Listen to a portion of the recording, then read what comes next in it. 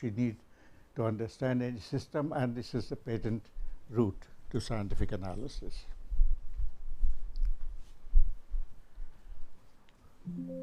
What is it? Oh, this one. So, my first encounter with modeling was when I started to think about what is the work I should do for my PhD. And my supervisor, when I arrived at Imperial College, left it to me. And at that time, I was deeply drunk with the structure of electromagnetics, which Maxwell had created in the 19th century. And I was particularly charmed by the fact as to how this structure was given a new meaning and a new understanding, or shall I say augmented understanding, richer understanding, by Einstein in 1905. So, although the ideas were not well formed, but I realized, I came to know there, perhaps I was told, that there was a company which was going to fly an aircraft with a electromagnetic radiator, which will radiate energy into the ground, and the secondary currents which will be induced in the economic bodies like sulfide ores and so forth would have their own magnetic field, which would be caught by a bird which is stored by that aircraft. And I was told that the company is going to fly this aircraft, but they still do not have an understanding as to how they would interpret the results. So one day during a talk with my professor, after a week or two of going into the library and thinking as to what I should do, he said, well, this is an exciting problem. Would you like to do it? And I said, yes, looks very exciting. And I produced a model. So the model was, then I started constructing the model, which will be a direct reading reproduction of the original model. So fortunately, electromagnetic equations and many equations in physics allow this, that if you change the scale, and if you change some of the other parameters, the quantities that you measure in the original system are exactly the same as in the other system. And what that equation in blue tells you, that from these equations you can distill out that if you take the product of the frequency, the square of the scale, and the conductivity of the medium, and keep this particular constant the same in both the systems, then the results will be exactly reproduced. These are known as dynamically scaled model, and we know that this kind of a thing can be done in mechanics. It can be done in many other fields. So that was my first encounter. And then, since electromagnetic waves are described by that equation, I was fascinated by what these equations could do in other fields. And I would learn later that the elastic fields in the Earth, the seismic fields, are also described by the same equation, and so is the Schrodinger equation. So you see that the first three terms in all those equations are the same, and the terms on the other side are the energy terms. So one equation and so many diverse phenomena, they have analogous solutions. If you understand one of them, and if you can translate that into a computer language, then that language then becomes a way to understand a whole large system of phenomena. And that was the excitement of mathematical modeling. There's a very beautiful quote that is at the bottom, and that explains as to what I was trying to say. So here is another example. If you look at the galaxy, you look at the storm here, or that's, sorry, there's a rock system, and the storm, and here is a organic. And what do you see that? You see a spiral. And now we understand that this is a particular spiral. It's called the logarithmic spiral, and it actually expresses the logic of growth, and that can be written by that equation. And that equation has many other possibilities, including a geometrical representation in terms of the proportions of a rectangle, which was discovered by Euclid in the 4th century BC. And that rectangle is a very special kind of rectangle, because if you take a square out of it, then you are left with a rectangle with exactly the same proportion. And you can go on doing it ad infinitum to microscopic scale and macroscopic scale, and it remains exactly the same. That ratio is known as phi, the golden, and we see that in all those systems, natural systems, and later on, architects and designers learned to incorporate that same ratio in their architecture. The Acropolis in Athens and the Incas in Peru used that, even without knowing this mathematical relationship, as if that kind of a knowledge is somehow ingrained in our brains. And that is not surprising, because our brains were also, they also evolved satisfying all the physical laws and chemical laws that fashion the earth. And therefore, doubtless, there's a relationship between them. When the structures of cognition in our mind, they resonate with the structures that see outside, we call it beauty. And this spiral was philosophized by the ancient Indians as the spiral of birth and celebration of existence, and then dissolution, not death, dissolution. And that is iconized in that Tandava form that you see over there, which is an amazing allegorical form. It has so many ideas which are incorporated in that, starting from this hand which says it's freedom from fear, starting from the birth of creation, Damru, then freedom from fear, standing on the ego, killing ego, and so forth. So, so rich is this allegory of this form, and we see that it also corresponds with our spiral over here. So that when the large Hadron Collider was built in Geneva, which has a circumference of about 25 kilometers, then they thought that of all the allegorical, symbolic structures that cultures have created, this comes nearest to describing whatever was discovered there. The God particle you might have heard of, called the bosons, after S.N. Bose. So some philosophical.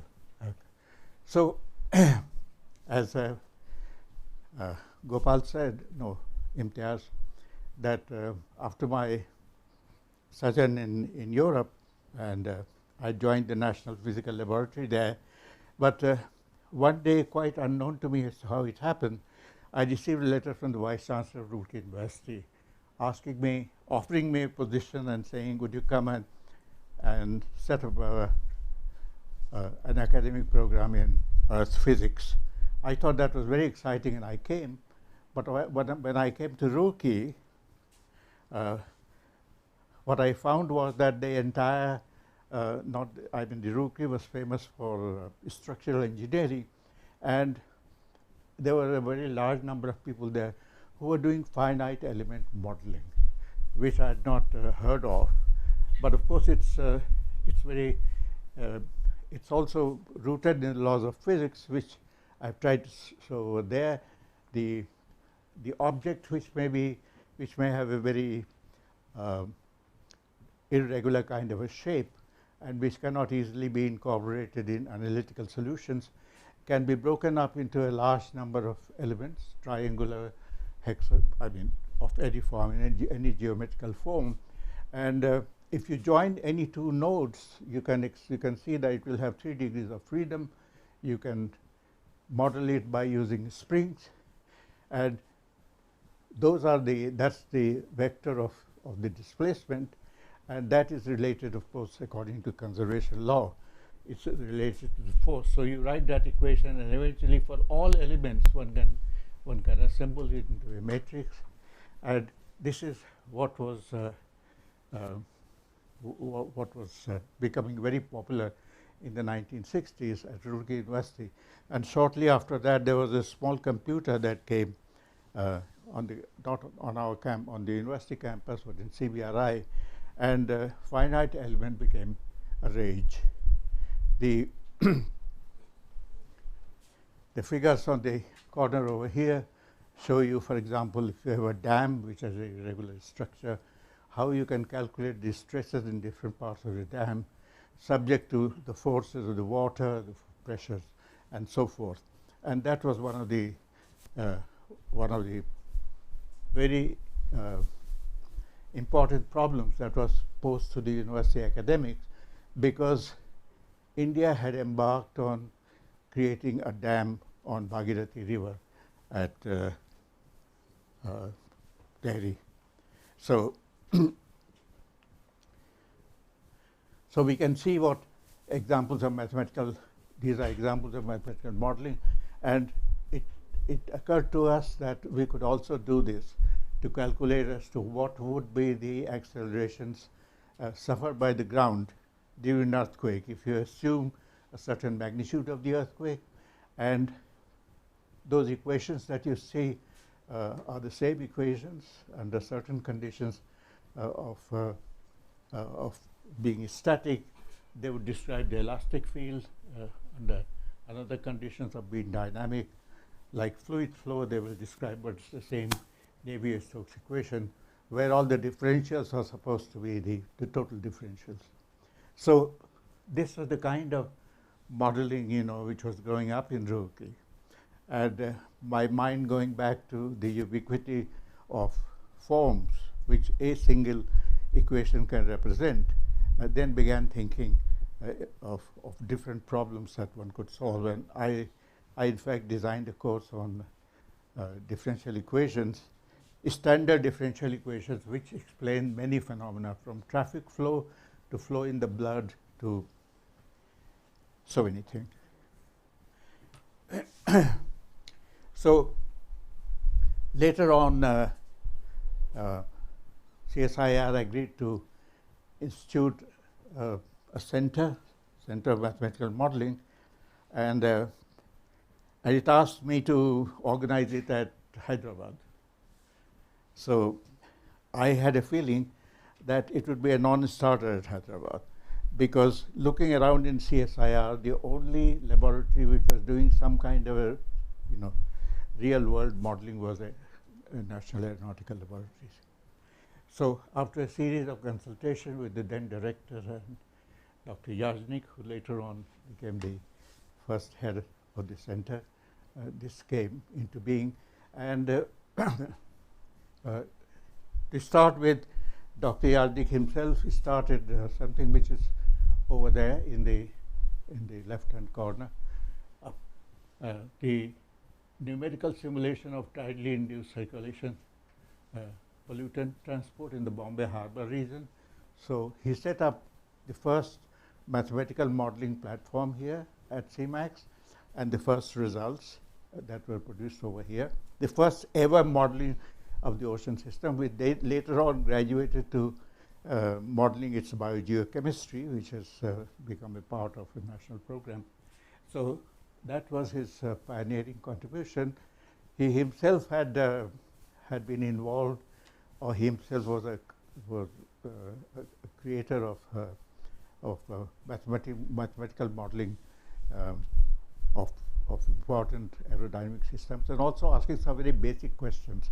So it was a great good luck of C-MMACS that it had Dr. Yajnik as its first head. And I think it was very fortuitous, because a lesser person could have led the whole institute into maybe a blind alley.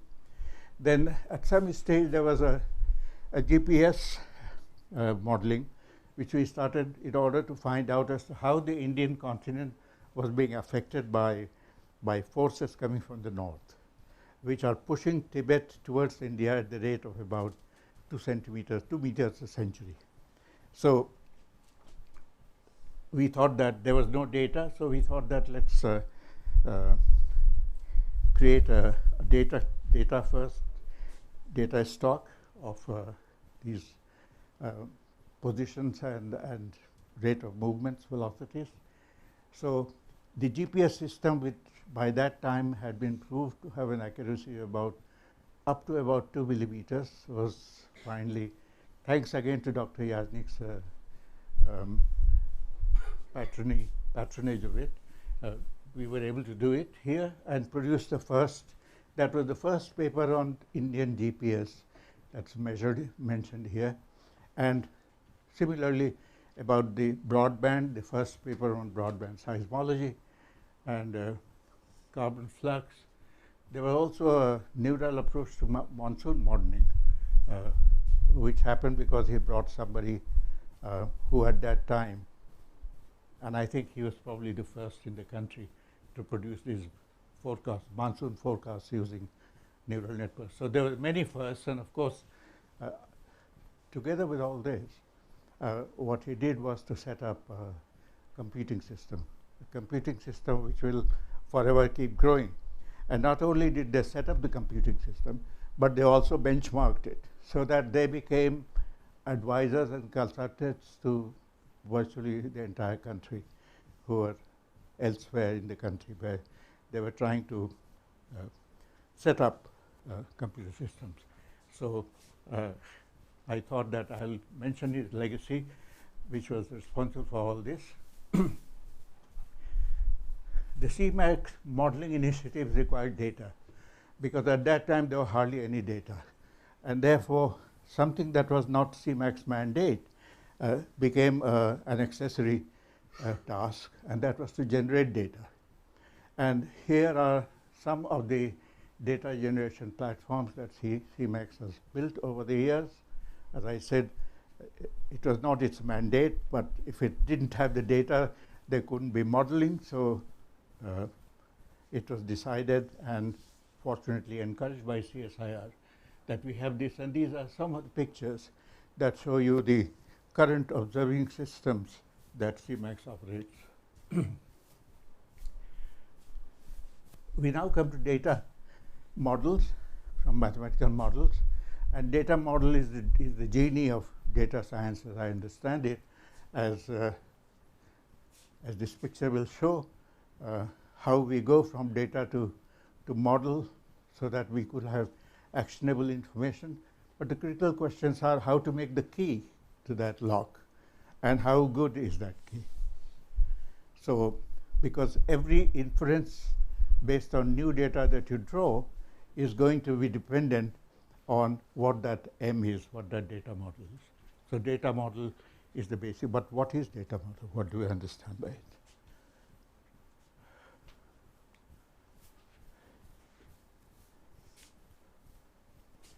So data models are based on an understanding of the brain processes, how human brain performs these actions, and actions which are now known under the name of artificial intelligence, which could allow you to drive a car without a driver, even to do a painting, or do this sorting out job in a shop, or mathematical analysis or surgery.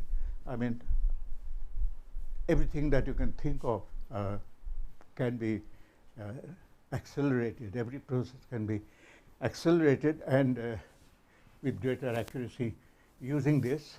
But it is all based on essentially modeling what the brain does. And the brains are made of neurons, and neurons in various layers.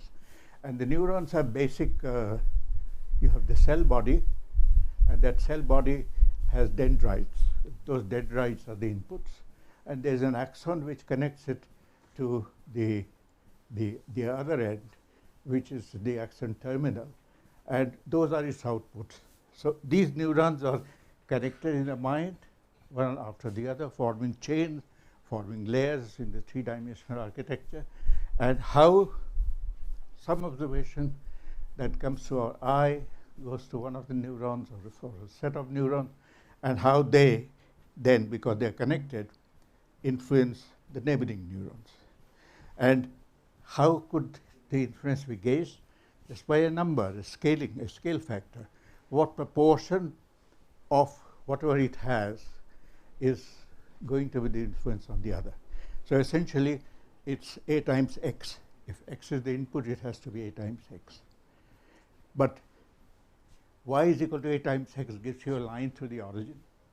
And that line will chart out a space in two-dimensional space, which is not all the space, all the spatial characteristic, all the different forms of spaces that you can form, because this line need not pass through the origin. It could move away from the origin, and therefore scientists soon learn to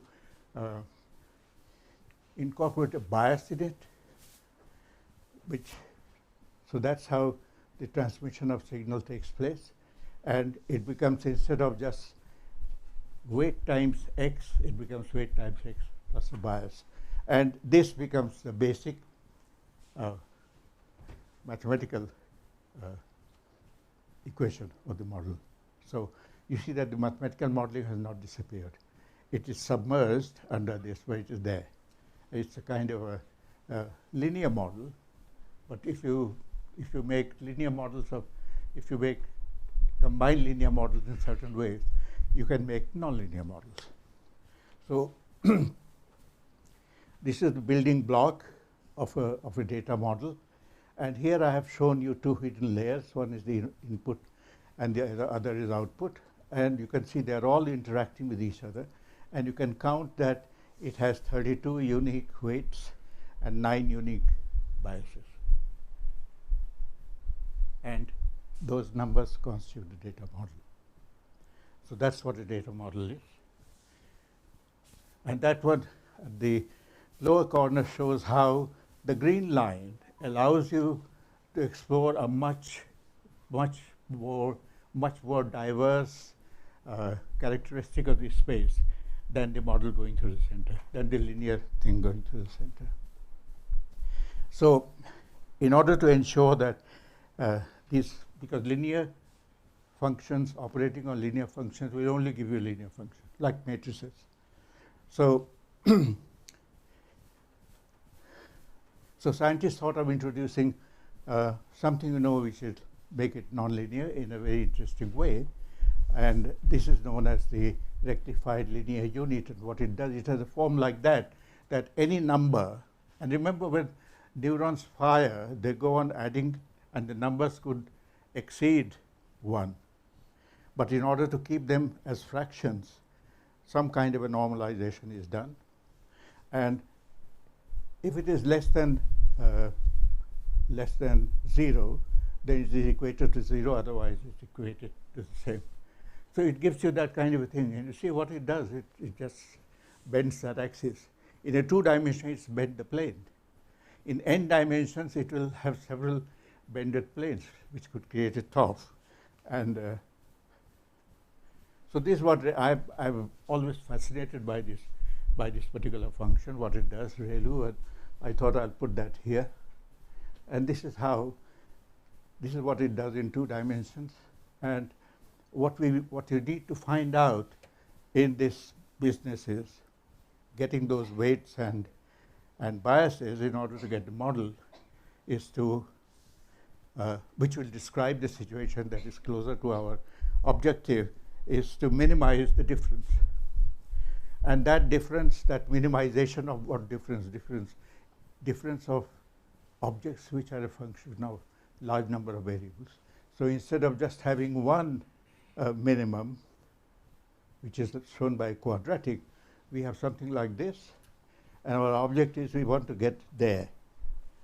So that is the objective, and once that is done, then you can say, I can use this model, whether we understand it or not, to operate on unknown data and tell me what is the result. So these are my fascinations. I thought I'd put it here. That's a slide. If someone is interested, you can look at it. I put it there, but I'm not going to explain. It's just back propagating to find out what the weights and things would be. you see those two pictures, those three pictures of Mona Lisa. So using just that kind of a machine on a computer, you can generate those Mona Lisas. The middle one is generated by a computer, and it was sold as original to some company in the US. So I thought I'll put it there. And some Indian guy thought that it will be good to see Mona Lisa with the Indian ornament. So you see that even though it doesn't exist, such existences which can also be created as likenesses in some essential forms are known as counterfactuals. Some things don't exist, but some things that don't exist may become something very useful later on. So they could also be, anyway. So this is this, and on this side I have put a Boltzmann machine. Somebody invented it, not invented, thought of it, where what they do is that whilst it is back propagating, they also condition it by certain knowledge that we have of what thermodynamic systems do, like partition functions. And partition functions are calculable from probabilities of various states. So, I was talking to Mithun, and he said that this is no longer in use, but its analog is used, and that is entropy, which is also derived from the same probabilities. But essentially what that system does, and it is called generative AI, and many of you who work with this system will of course be aware of it, is to take some essential statistical relationships of the object and explore all possible forms that could just have that. So it is, I compare it or liken it to the structure of the Indian ragas, where you say, okay, if you have Bhairavi, you have 4 notes which are going to be flat in it, Rega, Dhani, and you generate hundreds of ragas with those Rega, Dhani. So that's the kind of thing, you know, which can be, which is used in generative AI. But then it has also the flip part of it, which is the possibility that it could be misused. As I just explained, that somebody actually made a big money by doing this clever job and deceiving. So that is unethical, and somehow one has to make sure that this newfound power that we have got is not used for unethical purposes. So those are some. Can we have a designer neural network? So those are the things of the future. We already have convolutional neural network, and actually, going back to those slides, you will see that ReLU itself has nothing but convolution. So that's the evolving landscape, and this is the artificial superintelligence, which is our dream. And since C-MMACS and I had a particular purpose in mind in flashing that slide, has been in the forefront of creating so many firsts. It is my dream that C-MMACS will also take a lead in inching towards this. So, and this is the burden of my song here. It is still a dream, but it is challenging mathematics, neurosciences, psychologists, computer sciences. Why models go wrong and the way forward? So one, because they usually are dependent on correlations or correspondences and classifications in terms of correspondences and drawing relationship. So that's on the extreme left over there is a graph of per capita consumption of margarine in Maine, in a city in the United States, and divorce rates. So one could draw the conclusion that if you want to improve the margarine consumption or if you want to decrease it, you decrease the divorce rates or something. So here there is no relationship between them, but here is an accidental correlation. There are other things also, like shark attacks and ice cream sales on coasts, on US coasts. Well, when the weather is good, then there are more ice cream vendors there are more people there, and when there are more people, there are more shark attacks. So there could be these confounded kind of correlations, and some may be good, real, and some may be unreal, and the danger of unreal correlation can be grievous, and we already know that there have been delusional sort of prescriptions from some of the AI. So to prepare the vast ground that we need to inch towards that super intelligence, the universal laws of physics and organized systems, the best imagined ones of ethics and states of consciousness, causality, and exploration of counterfactuals, which could lead us to something we don't even imagine, but it could prompt us to follow those ideas and get something which could be really revolutionary. So we have to ask the question, how, why, what if, and how can it be respectful for human values? So the way forward is, what are those universal conditions? We know that one of the most powerful physical law of physics is the conservation law. It's everywhere. Your dynamics and whatever you have. And the second is the transaction costs in energy transformation. These two virtually span a very wide gamut of what laws govern the universe. So there are these conditions carved by self-organization, which result in fractals. Can we impose those conditions? Can we turn the correlative data models into causal models by digging out causality relations? I think these are the ways forward. And how do we do that? How do we, for example, to concentrate on the causal one, dig out cause, effect, insights from patterns, to transform welfare delivery systems, industry, science and technology? So we imagine that there are those edges are the features, and nodes are the features, and the edges describe the relationship. And to begin with, one could have a graph like this. It is known as a structural causal model, and one goes on testing those links, whether they are real or not, and strike them one by one if we have a way of finding out whether that is a real cause or not. Then you will strike it, and after you have struck it, then you come to what is possible.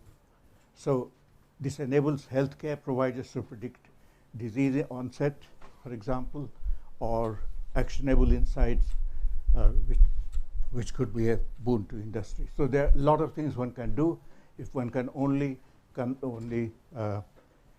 reduce that on the basis of some plausible scientific principles, to take away the suggested links that may exist by proving that they are not independent.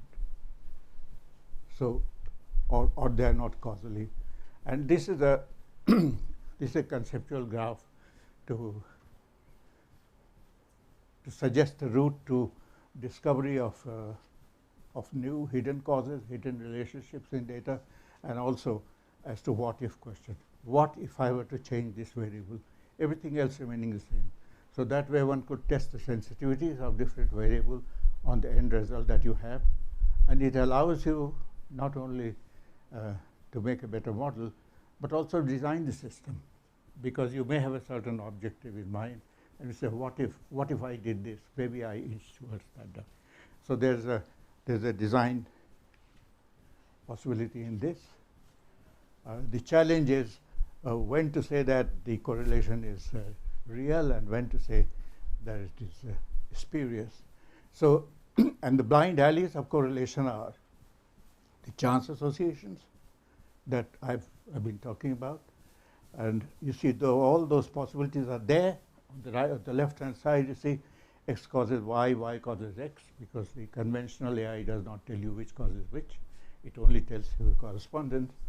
And X has an indirect impact, or C is the confounder. And how, by drawing a causal graph, the bottom here on the right, you can eventually sort out the whole thing, if it is possible to find out that causal thing.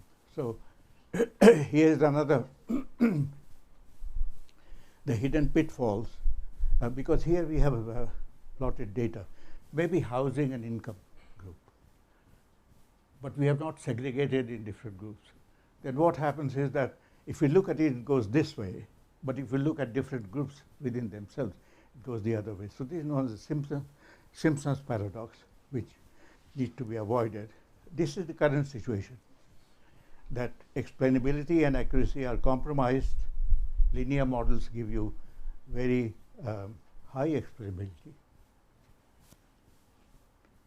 very low accuracy, and the decision trees and deep learning. But what causal AI can do is to maybe take us there where we can have both high accuracy and this arrow should have been the other way around.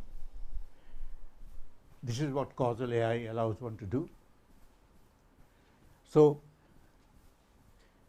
some very broad features of the causal correlations, they are based essentially on the conditional dependence of Bayes. So this is the Bayes conditional dependence formula, which says that probability of A given B is equal to so and so, and the events A and B are independent.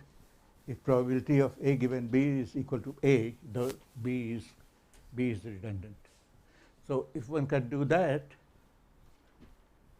then one can say as to which particular variable is independent, is irrelevant, and therefore there is no causal relationship.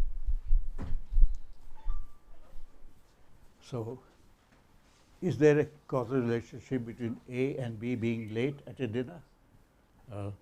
Well, maybe through some another factor, because there was a bus strike. But so this is not sort of this is not this conditionally dependent.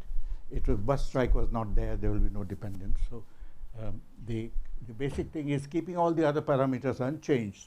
If I change this parameter, then can I work out?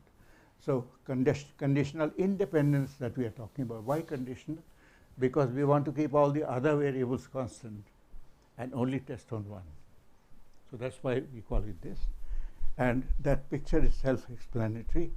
The basic thing here is that probability of A given B and C, if it can be shown that it is probability of A given C, then B is redundant. So how do we test that? We write that equivalently. We write that probability of AB given C, and we can show that it is equal to probability of A given C multiplied by probability of, and the derivation is given at the bottom. Okay. So why do we do that? Because that is easier to calculate from the given data. The right-hand side probability, and that is what one does. And here is an example I have given of a coin flipping. So eventually, by doing all this, right, and the language of causal AI is between these directive graphs and the structural causal models. So the basic thing is that if we write that, of course, is a standard equation over there, and the structural causal model relates to the endogenous variables, which are the U variables, and U then bring out this V, which is whose vector elements are X, Y, and Z.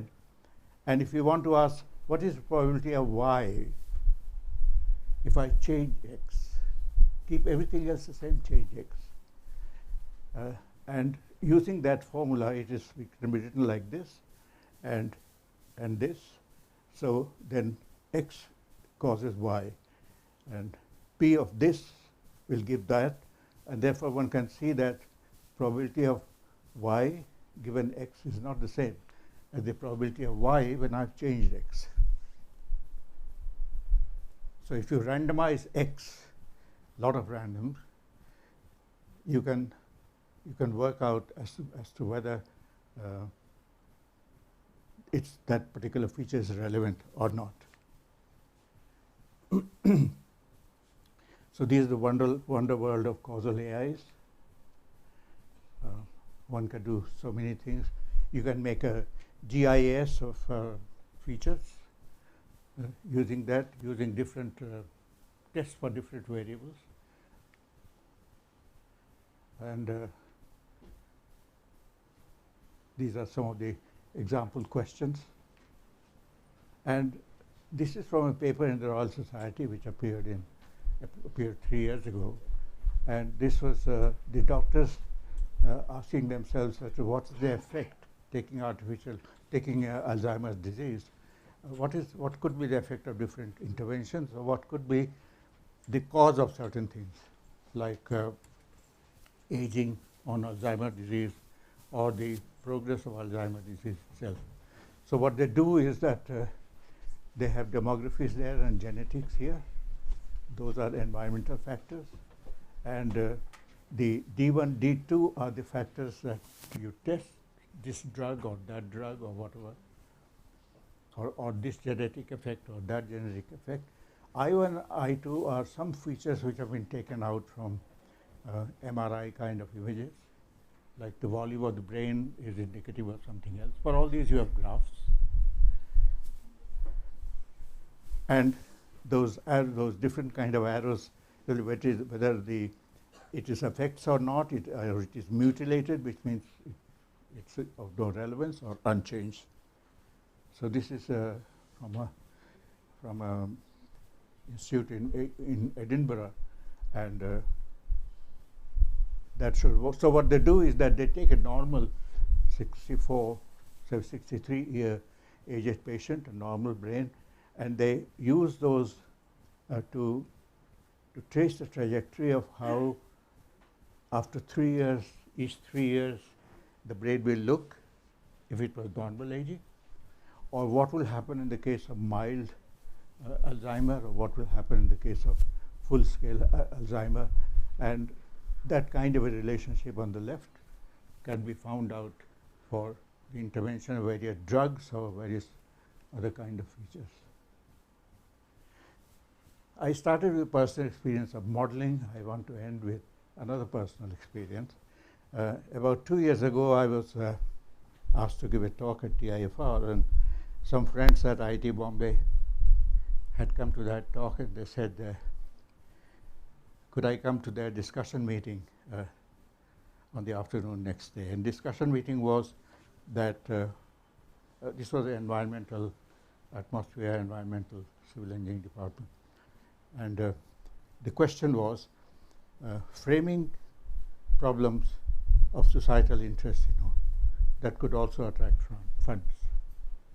So I happened to be a member of the steering committee of the National Himalayan Mission, and actually there were 2 projects that came to this institute with that mission. I suggested that I'm just thinking out of the box and maybe outlandish thing, but can we produce the 10-kilometer scale forecast that is produced today with 90% accuracy is not enough, because it doesn't help orchard keepers and farmers to reduce that information at their scale. So is it possible to do this at sub-kilometer scale? So after that meeting, I had forgotten about it. In about 4 months, somebody rang me from there, a guy called Vinay Chandra, and Ravichandra, and he said, we've been debating about it and we have come out with a solution. Now, how do we go for funding? So many years ago, I was the member of governing body of another institute, and I called up its director in Almora, and I said that there's a possibility of doing this, the orchard scale in Himachal for apple growers, and this could become a prototype for other kind of hazards. And the IIT big guys now have a paradigm to do it. So would you come for a meeting at your own expense, because otherwise it will take time to get money and all that. So I organized the meeting. The bottom line is that, and then it went to the Himalayan mission, and it's been funded. So they say that they will work out, they will produce at the end of 2 years a pilot project which will give sub-kilometer scale alerts of adverse climate system. And the logic is this, that you have the GCM model, the general circulation model. Something is produced on the basis using that general circulation model at 10 kilometer scale, which the IMD gives today. There are methods for dynamic downscaling which can bring it down to 1 kilometer scale. So when you do that, the essence of dynamic modeling, as I began with, was that the physics is completely captured there. So the tapestry of the local weather that you have has all the physics of the general circulation, basically the thermodynamic transaction costs and conservation, which constitute, if you like, the warp and woof of this tapestry. So that's the simile I gave to my friends in the ministry who don't understand this system. And I said that this is like this is like that fabric over there. So that fabric is your downscale model. It has conservation laws in it, it has thermodynamic laws on it. And the local, but it's immune to the local effect. The local effect die fast, and therefore they are not incorporated. So if you imagine that on that weather pattern, the local effects get stitched like embroidery. And given the stitches, the structure of the stitches, a certain embroidered possibility will be there, maybe 1 million possibilities. AI can explore all that and compare it with some observation data in the local region. So this is the logic of that. And in the July issue of Current Science, there's a guest editorial which I wrote on this subject. So that's this, and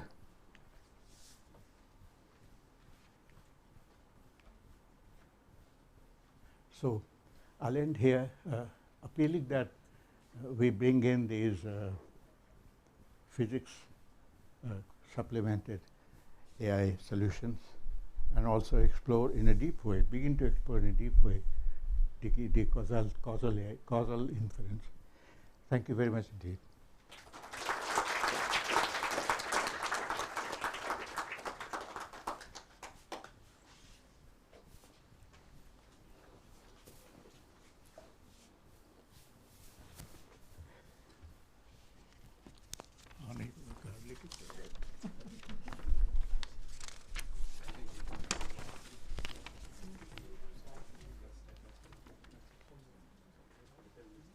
Thank you very much, Professor Gaur, sir, for sharing your valuable knowledge and long years experience among us.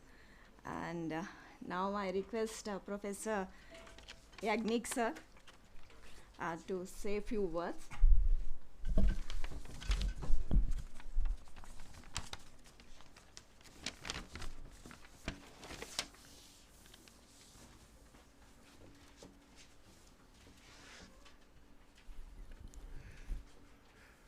Dr. Patra, Professor Gaur, Dr. Parvez, Dr. Anil Kumar, my friends, invited guests, and everybody.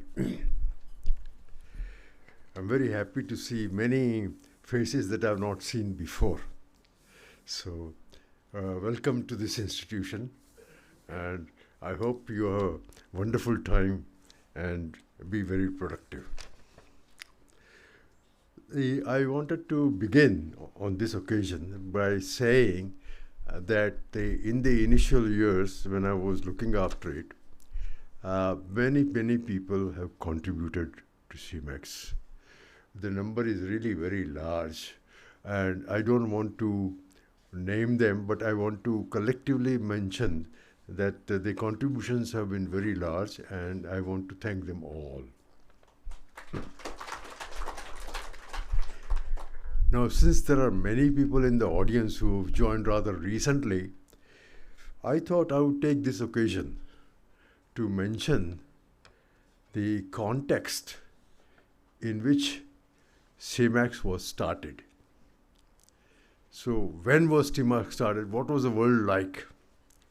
So, first of all, it was a very long time back, 37 years. 37 years, little more than 1/3 of a century. It is roughly 1/2 of the period that India has been independent. So it's a long time. So the world at that time was very different. And to give you an idea, India was under sanctions, just like Russia is, just like Iran is at the present moment. And the reason was India had conducted the first nuclear tests on the Indian soil in 74. So all kinds of pressures were put on India, and in particular, it was very difficult to import any reasonably powered computer system into India because of all these sanctions. So a very difficult time. It was also the time, this is mid 80s, 88. So it was also the time when PCs had just arrived and internet was in the initial stages, so was email and so on and so forth. So, a different world was shaping up at that time. So that was the context. So the first question that arises, what was the need for C-MMACS to start at that time? Because at that time, it looked as if something like that we should not attempt because the sanctions were there and a lot of other problems were there. So the reason is that the scientists working in CSR labs experienced need for large amount of computing power. And I want to explain to you from the point of view of scientists working in NAL, what was the requirement, how was the requirement coming. This was not articulated, but we working in the fluid mechanics area, me in particular, knew about it. You see, when an aircraft flies, let's say in a horizontal flight at constant speed and all that, it is held up by an upward force which counterbalances the weight. That's how it stays up and doesn't fall down. Now this upward force lift arises because the pressure on the lower part of the wing is higher than the pressure on the upper part of the wing because of the air that is flowing relative to the aircraft. So it is an aerodynamic force. It arises because of relative motion between the air and the aircraft. Now, if you want to design an aircraft like this, supposing you choose a configuration, a shape, then you have to see that it performs the way you would like it to. So basically, we have to say that for a conceptually designed aircraft where we have figured out all where the wing is going to be and so on and so forth, what will be the performance like? That means what would be the forces and so on and so forth. But from the designer's point of view, you have to determine two things. On the wing, what is the pressure distribution? So given aircraft flight conditions and given an aircraft shape, what is the pressure distribution? So this is one kind of problem. The second kind of problem was that having found out the pressure distribution, what will it do to the structure inside the wing? Because the stresses in the wing structure has to be within permissible limits. So you see, there are two basically classes of problems. So first class of problems which are related to the flow of air relative to the aircraft were dealt by aerodynamics division and fluid mechanics division. And the other kind of problems were what was the response of the structure to the pressure distribution was dealt by another division called structures division. Now, mid-80s, around before 88, we had a computer called UNIVAC. I don't know whether you know UNIVAC. I think it was at the time when the input to the computer was given by cards. That was the era. And that computer served the needs of structures division, but it was woefully inadequate for fluid mechanics divisions, people working in the fluid mechanics division. Now, I have to explain to you in simple terms what was the complexity of problems that people were trying to deal with. Now, you see, around that time, the civil aircrafts were being designed to fly at relatively high speeds, but speed less than speed of sound. So, what is called high subsonic speed. Now, when an aircraft flies at high subsonic speed, what happens is that around the aircraft wing and so on, over most of the part, the airspeed is less than local speed of sound. However, there is a pocket on the top of the wing where the flow is faster relative to the aircraft than the speed of sound. Now, the way the compressibility effects of air affects this thing is that when the air is flowing below the speed of sound, the equations are of one type, elliptic. When it is flowing above the speed of sound, it is of another type, hyperbolic. So we have a problem in which part of the region is governed by hyperbolic equations, and other part of the problem is governed by elliptic equations, and the boundary between them is not known. So we have to make a lot of such calculations for a given aircraft under different flight conditions. So these things cannot be done analytically. First of all, fluid mechanics equations are nonlinear. So life is far more complicated. So things have to be done numerically. So at that time, very sophisticated numerical methods were being developed internationally and of course here also. But because the Indian scientists were very handicapped, what they were trying to do is to use more analytical approach, because there was nothing else you could do, and approximations and things like that. Now you can go thus far and no further with that approach. Basically, you need more computing power. So we in fluid mechanics division knew that we need more computing power, and the UNIVAC was not the right kind of system. This, of course, Professor Narasimha was the director at that time, and he knew very well. He understood things very well. So now, at that time, Professor Narasimha and Professor Gaur got together, and they decided that there are problems of interest to CSIR labs, scientists in CSIR labs, which require large amount of computing power, a lot of investment, and so on and so forth. For the country did not have that much of capital at that time to spend. So the investment has to be made in one place. So it has to be made in one of the CSIR labs for the CSIR labs. So eventually, Professor Gaur, Professor Narasimha, and Dr. A.P. Mitra, who was the DG, they decided that Bangalore is the right place because there are a lot of people who know a little bit about computers, but a lot about mathematics connected with it and so on and so forth. And there are a lot of users also. And of course, the location in one place was not, even at that time, we knew that it was not a big problem because you could always do things remotely. Even when C-MMACS was there, it was in principle possible for people in Delhi to work here. But they had what is called a last mile problem, and that is the terminal for the ERNet would be in the first floor, and the person who wants to work is in the ground floor, and there is no connectivity between the two. So that was the kind of era that we were in. But at that time, so the decision was made by Dr. P. Mitra to start this center here. And as Professor Gaur has amply described, that we have to describe the outside world that we experience in terms of mathematical equations and then try to solve them using computers. And there are problems which require large amount of computing power. So that is how things got started.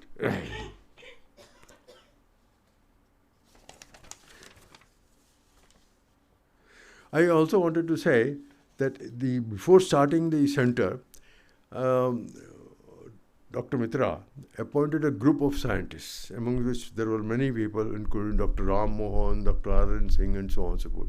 And we met several times, and some things were decided, and which may be even relevant today. And that is that basically the outside world, the technological scene related to the whatever we are doing, is technology is changing very fast. It is still changing very fast. So if you are going to operate in an environment where technology is changing very fast, how should you deal with the things?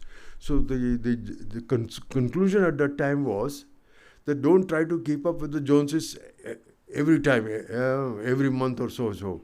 But wait, take big steps, but very calculated steps. Don't take too many small steps, because in doing too many small steps, there is a lot of work that goes into it, a lot of administrative work goes into it, and it takes time. So you take big steps, but very calculated. So that is how C-MMACS was done. The choice of this first supercomputer convex was based on codes that were prepared by the scientists here, and they were run on the computers, and the runtime was measured and by the several vendors and so on and so forth. And on that basis, but the company said it takes so much of time, and on that basis, relatively fast computers were chosen. So basically, we tried to understand our requirements very carefully, and based on our technical requirements, we made a choice. So all this thing required, departing from standard purchase procedures. That is the lowest way. But we somehow did it, and I believe that there were no audit objections. So it was done transparently through purchase committees, which usually had an outside member. So everything was done properly.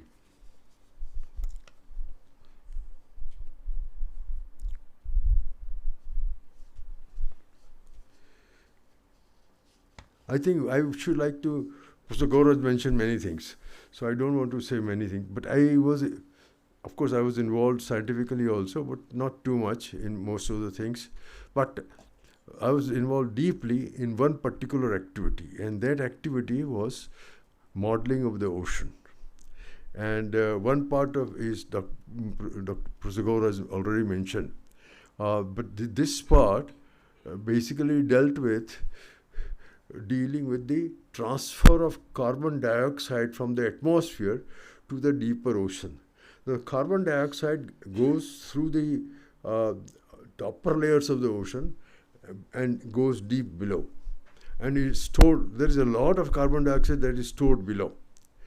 But the transport of this depends on various conditions near the surface. But below the surface, there is a small layer called mixed layer, and where there is light. So in that area, there is a lot of turbulence. The things are getting mixed up, so the temperature is roughly equal and all that.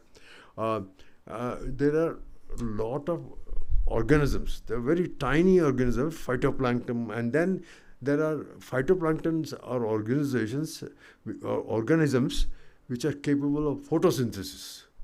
So basically, they use the carbon dioxide to produce oxygen when the light is available.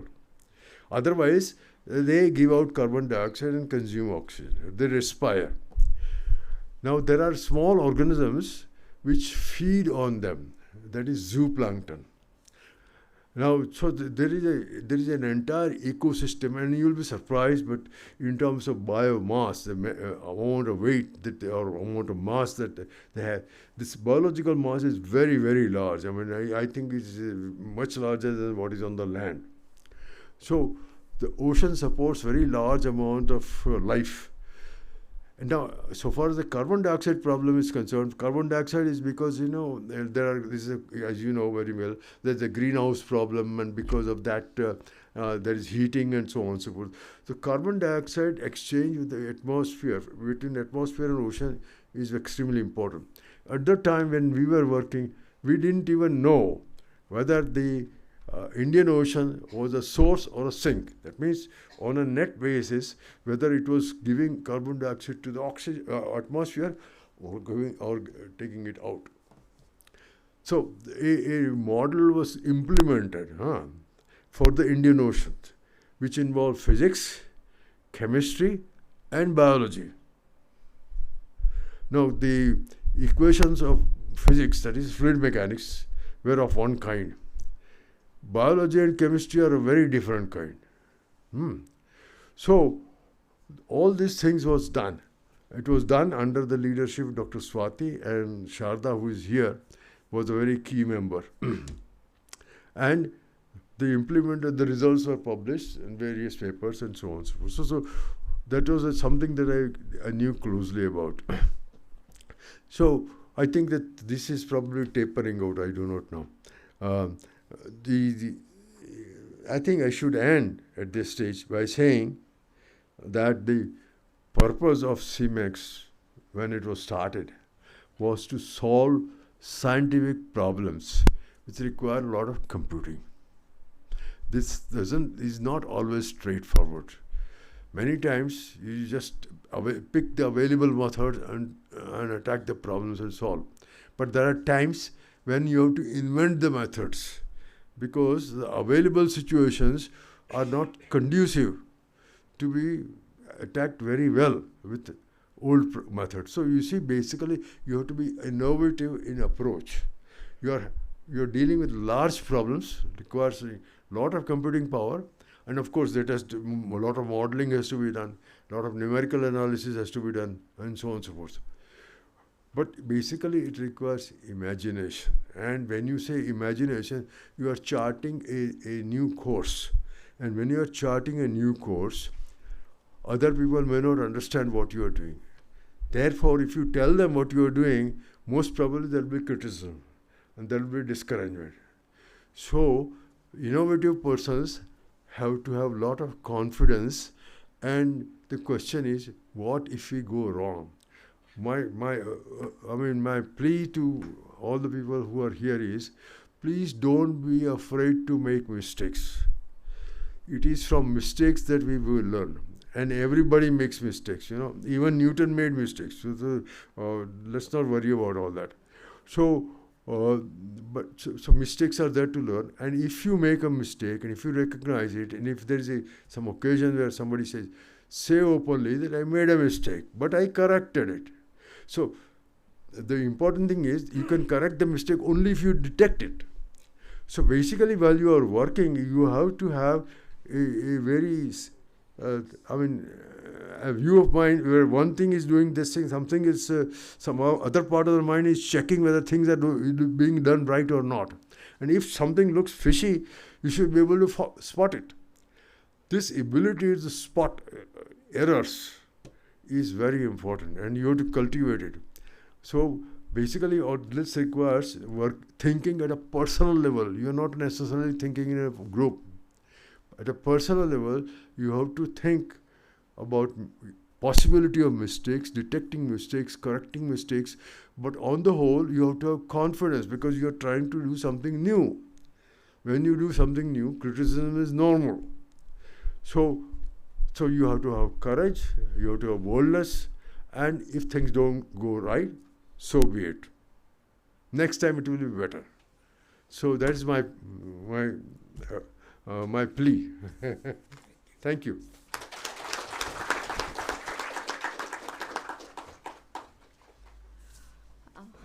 So thank you very much, sir.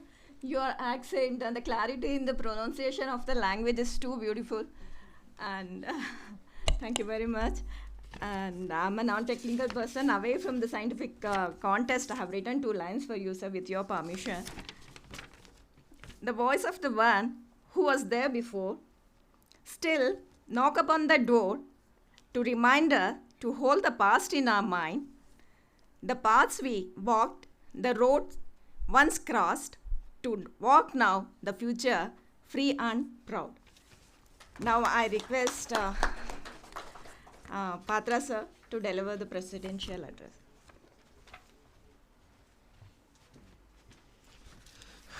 Good afternoon.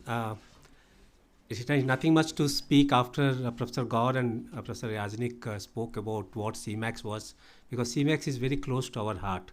We are to some extent, I can say we are born and brought up in C-MMACS.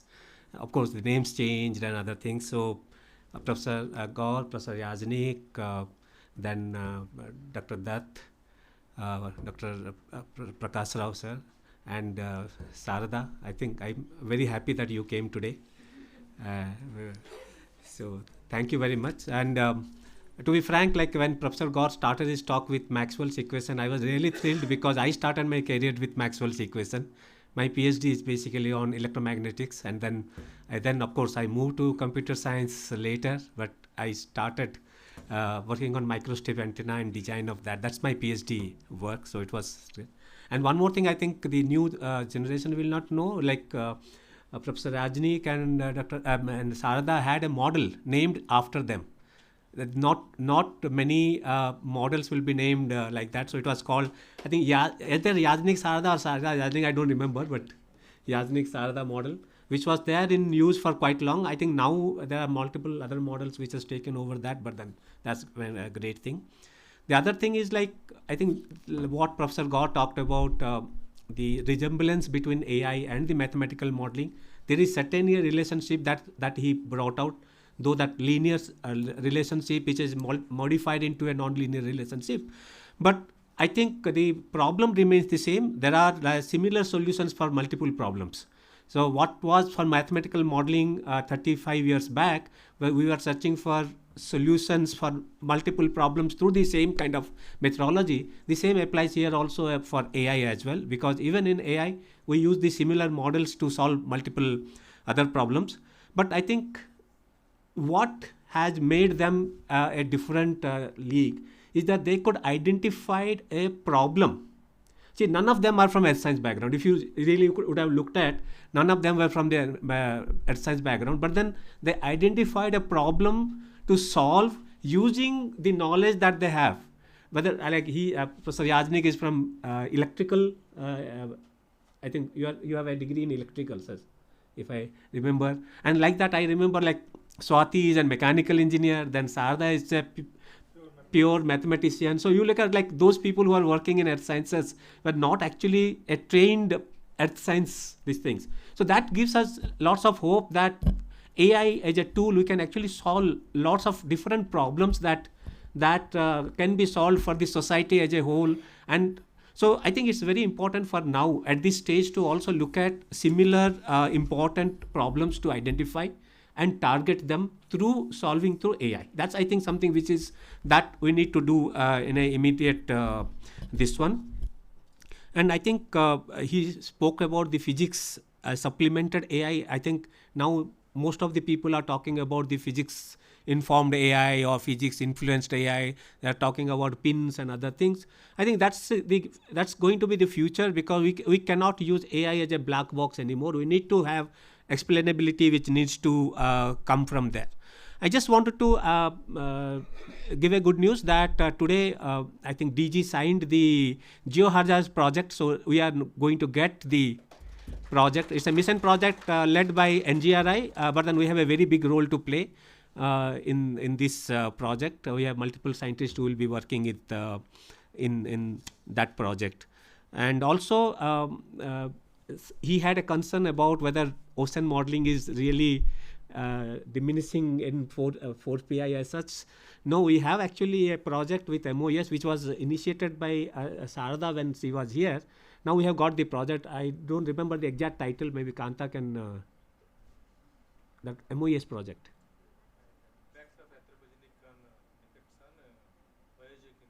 Yes. So we have the project now. We are working on that. So it's not essentially that it is. And also in terms of CFD, we have started actually we have applied for a new project to NRF, that is AI driven CFD. They're NL, 4PI and Indian Institute of Science. Together we have proposed a project. So we have multiple different big plans that we have in place. And I think what he said is true about the technology changing very fast was the concern at that time. Now I think that concern is much more relevant when in an AI scenario where some company, I think Perplex AI, he said, I cannot plan beyond 15 days what I need to do, because everything changes in 15 days. Now you think of a problem, somebody will come out of a solution soon. So the way these things are changing, I think what he suggested, I think we should take it, like take big steps, towards that rather than taking small steps, because now things are changing, and then see how do we take a proper calculated steps towards that. I think as I used to give talk about mathematical modeling long back, whether it's an arts or a science, because that's something which is like, how do you fit a solution into a problem? It's a kind of an art and also a science. Like that, I think even in AI, we have lots of similar solutions that we need to look at. So I think we are already late, so I don't want to continue a little more. But I think we are in good shape, and I'm fortunate. At my home, I have my 80 years father who guides me still. And at my office, I have people like Professor Gaur and Professor Yajnik who guide me well. So thank you very much, sir, for today's talk. It was really exciting, and then I think this will help us a lot. In fact, I need to plan a proper vision for 4PI, and this will help me out in a long way. Thank you very much.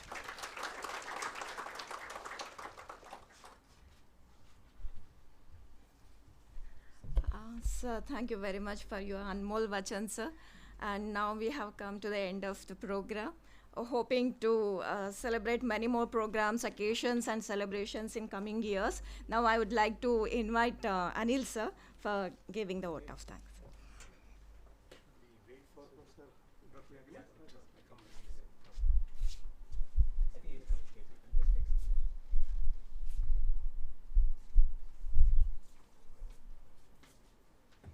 We are sorry that your lunch being delayed because of this. We will make the vote of thanks. But I think it's worth.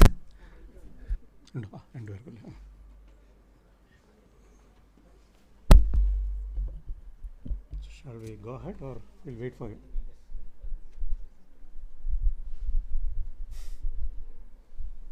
Yeah, we can start. Professor, we can start, right? Or just check, yeah. I think he has gone to the room for taking rest. No, I think he has gone to this room. Yeah, so we'll start then. So, Professor Gaur, Dr. Yajnik, who is not currently here, and Dr. Patra, and my current and former colleagues of CSIR 4PI. Very good afternoon to all of you. And as I stand here in front of all of you, in the name of this vote of thanks, for a moment I feel I have returned to our old beloved C-MMACS, where Professor Gaur, Yajnik as our great protectors, advisors, and giving all sort of required steps as and in this one. So that's a great memory that I have. So, and also I think C-MMACS, as many of us said here, is really a gift that these two have given to us. So if I wanted to thank, I should first thank them for that, all the wonderful things that they did. And I hope it would not be an embarrassment to both of them if we explicitly thank them for all things that they did with love and affection and care. So that is what most important. So thank you very much for everything. So having said that, I still wanted to thank both of you for taking your time and accepting our invitation and being with us on, I think this is our 37th Foundation Day for 38th. Okay, C-MMACS point of view. So it's great to listen to both of you. And Professor Gaur spoke very wonderful things, how things started his career from the beautifully written partial differential equation, so-called Maxwell equation. I remember when we studied in Cochin University also, the professor then taught us this, took really time to implant the concept of partial differential equation and Maxwell equation, how they were derived, etc. with quite a bit of time. It's almost a semester course for us. So he also explained how he subsequently took that into the other domains and gained more insight into that. So thank you very much for the wonderful talk. And same with Professor Dr. Yajnik also. And he spoke very important things about taking major step instead of taking smaller steps, which is very crucial, and the readiness to take risk and to fail, because as he said, and when we approach something which others have not done so far, the probability of failure sometimes is more than the probability of success. So we need to be ready, take that risk, and our surrounding needs to understand that yes, we are stepping into something like this. So risk is something invariable in that. So thank you for the very enlightening talks that both of you gave. It's always exciting to listen to both of you, and each time when we listen to you, we get something new. So that's all. And apart from that, I also wanted to thank the team C-MMACS who organized, or team CSR for rather now, who organized this event at a short notice or time. So I think we have some mementos as our token of appreciation for both Professor Gaur and Dr. Yajnik. Dr. Yajnik is not there. So I request Dr. Gopal to hand over a memento to Professor Gaur. And many thanks for being with us today. Yeah.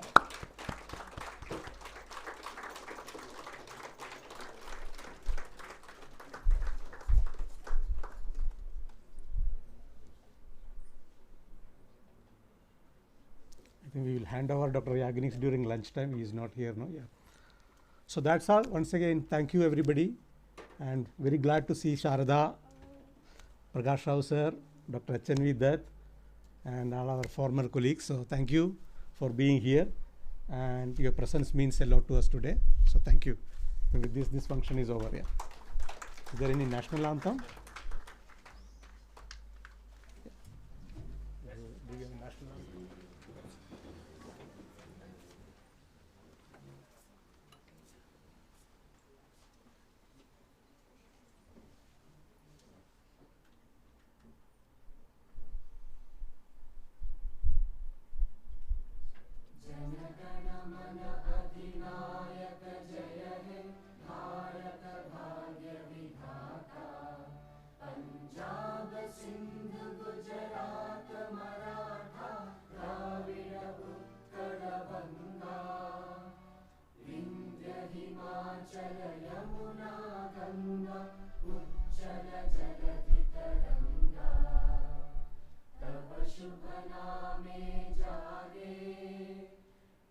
Shubh Ashish